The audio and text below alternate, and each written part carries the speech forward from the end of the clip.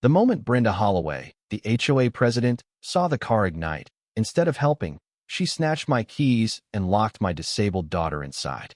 As the flames crept closer, she smirked. Rules are rules, completely unaware I was a police commander. That smirk evaporated the second I flashed my badge. Car alarms blared and panic shouts shattered the Sunday afternoon calm in Willow Creek Meadows. I was up on the platform of the treehouse I was building for my 7-year-old daughter, Chloe, when I heard the yelling. Fire! Somebody help! Dropping my hammer, I sprinted toward the commotion. As a police commander with 20 years on the force, running toward danger was second nature. We'd only moved to this supposedly quiet subdivision 3 weeks ago, hoping the peaceful environment would be healing for Chloe after my wife passed away. Chloe was born with a condition that caused significant muscle weakness, requiring her to use a wheelchair for mobility. Despite her physical challenges, she possessed a bravery, intelligence, and inner strength that made me prouder every single day. When I rounded the corner onto Oak Street, I stopped dead. A crowd had gathered near the community center parking lot. Thick black smoke billowed from a silver sedan. But what made my blood run cold was seeing my own adapted van parked perilously close, with Chloe trapped inside. I'd left Chloe with our kind neighbor, Mrs. Peterson, just 30 minutes earlier while I worked on the treehouse. They were supposed to be attending a children's reading event inside the community center. What had gone wrong? Shoving through the onlookers, I saw Mrs. Peterson desperately trying to reach my van, but a tall woman in an expensive-looking cream pantsuit physically blocked her path. Move. There's a child in there. Mrs. Peterson pleaded, her voice trembling with fear. Nobody touches this vehicle until security verifies its authorization, the woman stated icily, planting herself firmly between Mrs. Peterson and my van. This is a private event, restricted to pre-approved residents. I recognized her instantly. Brenda Holloway, the infamous HOA president. Her welcome packet had contained more regulations than words of greeting. Neighbors had warned me about her rigidity, but I hadn't grasped the extent of it. That's my daughter, I yelled, pushing forward. Brenda turned her cold gaze on me. Stop right there. This vehicle is parked improperly during a restricted access event. The fire consuming the silver car was intensifying, the wind whipping smoke and waves of heat directly toward my van. Inside, I could see Chloe, strapped into her specialized car seat, her small face pressed against the window, eyes wide with terror. Get away from my van, I ordered, my voice low and tight as I closed the distance. Brenda didn't budge. She lifted her chin haughtily. I've already contacted security and a tow service. This vehicle wasn't registered for today's event. Rules exist for everyone's safety. The child is disabled. Mrs. Peterson cried, tears streaming down her face. I just stepped inside to retrieve her forgotten book when the fire started. This woman wouldn't let me back to the van. Through the window, I saw Chloe trying feebly to reach the door locks, her muscles too weak for the task. The adaptive controls we'd installed were on the driver's side, inaccessible from her seat. My daughter is in imminent danger. Move. Now. My voice turned hard, the commander tone surfacing. Your alleged daughter could be anyone, Brenda retorted, barely glancing at Chloe. For all I know, this is a ploy to circumvent our parking regulations using a child. My eyes locked on her perfectly manicured hand. She was holding my keys. The keys Mrs. Peterson must have set down when she hurried inside. Suddenly, the flames engulfing the burning car roared higher, forcing the crowd back. The fire had now climbed halfway up the sedan. We could feel the intense heat from 20 feet away. Acrid smoke choked the air. Lady, that car's gonna blow, someone shouted from the edge of the crowd. Brenda shot a nervous glance at the inferno but, unbelievably, held her ground. If you had properly registered your vehicle and child according to procedure, this situation could have been avoided. My patience snapped. I am Commander Mark Harrison of the 12th Precinct, and you are obstructing an emergency response during a life-threatening incident. I yanked my badge from my pocket, holding it inches from her face. Move, or I will physically remove you. For the first time, uncertainty flickered in Brenda's eyes. But instead of complying, she did something utterly unthinkable. She pressed the lock button on my key fob. The van's lights flashed, the locks clicked shut. Inside, Chloe's eyes widened further in sheer panic. I'm securing the vehicle until the proper authorities arrive, Brenda announced, though her voice trembled slightly. If you truly are police, you'll understand the critical importance of following protocol. A loud pop emanated from the burning car. We had maybe 2 minutes, tops, before the gas tank could rupture. Everyone get back, I yelled to the crowd, then turned back to Brenda, my voice dangerously low. Give me those keys. Right now. Ignoring me, Brenda stepped back, clutching the keys tighter. I know my rights. This is private property under HOA management. You have no jurisdiction here without proper. She never finished the sentence. Kevin Johnson, the 17-year-old high school football star who lived across the street, launched himself at her, tackling her cleanly to the pavement like he was stopping a touchdown. Sorry, ma'am. He grunted, easily wrenching the keys from her stunned grasp and tossing them to me. That little girl's about to get cooked in there. I snatched the keys midair and scrambled to the van, my hands shaking as I fumbled with the lock. The door handle was already hot from the radiant heat. Smoke swirled around us, stinging my eyes and lungs. Daddy, Chloe sobbed as I yanked the door open and swiftly unbuckled her complex safety harness. I've got you, sweetheart. Close your eyes, hold your breath, I instructed, lifting her small form out just as the burning car's windshield exploded from the heat, showering the area with glass fragments. Clutching Chloe tightly to my chest, I ran towards safety, past Brenda Holloway, who was now pinned down by Kevin and another neighbor. Her expensive suit was smeared with asphalt and soot, her face contorted in rage despite the clear and present danger. You can't assault me. Do you know who I am? She shrieked. I didn't stop until Chloe and I were safely across the street. I set her down gently on a neighbor's lawn bench, far from the smoke. Her custom wheelchair was still locked in the van, but that was the least of my concerns right now. Are you okay? Are you hurt? I asked, frantically checking her over while trying to contain my own roiling anger and fear. Chloe shook her head, her blonde pigtails swaying. Mrs. Peterson went to get my book, 'cause I left it. Then the fire car started burning, and that mean lady wouldn't let her come back for me. Her lower lip trembled. She said people like us shouldn't be at normal people events. Rage, cold and sharp, coursed through me at her words. But before I could react, a deafening boom rocked the parking lot as the burning car's gas tank exploded. Flames mushroomed skyward, engulfing the vehicle entirely and spreading rapidly across the asphalt around it. Fire truck sirens wailed, approaching, but they wouldn't arrive in time to save my van.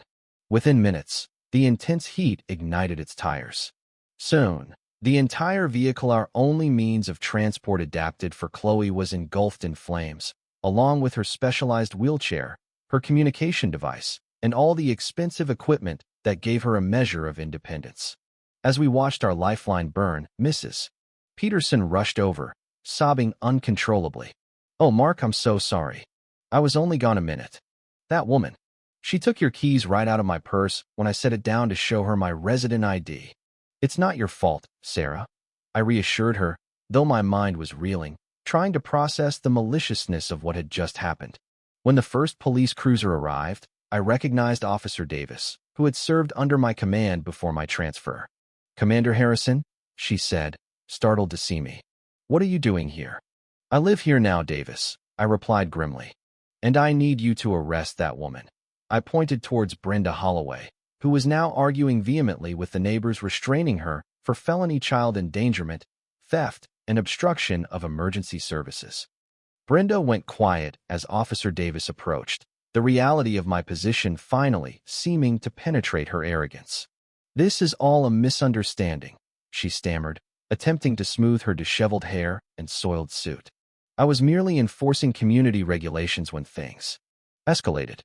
You locked a disabled child in a vehicle adjacent to a spreading fire, Officer Davis stated flatly, pulling out her handcuffs. After stealing the keys from her caretaker. I did not steal anything. I was confiscating an unauthorized. Save it for your statement, Davis interrupted, briskly reading Brenda her Miranda rights as she secured the cuffs around her wrists. The days following the fire were a blur of devastation and unexpected kindness. Our van and all of Chloe's adaptive equipment were a total loss. Her wheelchair alone, custom-built for her specific needs, was valued at over $20,000.